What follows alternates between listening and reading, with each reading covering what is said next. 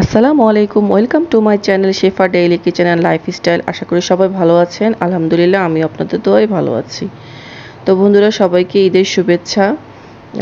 তো আজকে আমি যে ভিডিওটা নিয়ে এসেছি, সেই ভিডিওটা হচ্ছে ঈদের দিন আমি কি রান্না করলাম সেই ব্লগটা। তো এই তো বন্ধুরা, আমি প্রথমে যে রান্নাটা করেছিলাম সেটা হচ্ছে গরুর মাংস। এই তো গরুর মাংসটা আমার হয়ে গেছে। তো এরপরে আমি রান্না করেছিলাম এখানে পায়েস। তো পায়েসটা রান্না করেছিলাম আমি গুড় দিয়ে। এই তো খেজুরের গুড় দিয়ে আমি আমার পায়েসটা রান্না করে নিলাম।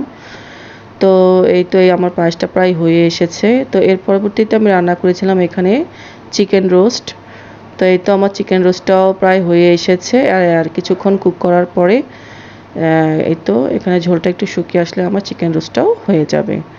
তো বন্ধুরা, বেশ কিছুদিন আমি কোনো ব্লগ ভিডিও ছাড়তে পারিনি, একটু সমস্যাতে ছিলাম, এই জন্য আমি আন্তরিকভাবে দুঃখিত। তো এই তো পরবর্তীতে আমি যে রান্নাটা করেছিলাম এখানে তো ডিম ভুনা করেছিলাম। তো এই তো ডিম ভুনাটাও আমার প্রায় হয়ে এসেছে। তারপরে আমি এখানে তৈরি করেছিলাম চিকেন টিক্কা। এই তো টিক্কাটাও হয়ে গেছিলো। তো এরপরে এই তো আমরা মা ছেলে মিলে রেডি হয়ে গেলাম দুপুরে গোসল সেরে।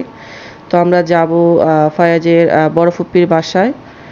তো এই তো আমরা রেডি হয়ে এই তো পিক নিয়ে নিলাম। তো এরপরে এই তো ওর বাবা, আমি আর ফায়াজ মিলে এই তো ওর ফুপির বাসার উদ্দেশ্যে রওনা হলাম। তো এই তো ওর ফুপির বাসায় আসলাম এবং এখানেও অনেকটা সময় আমরা ছিলাম।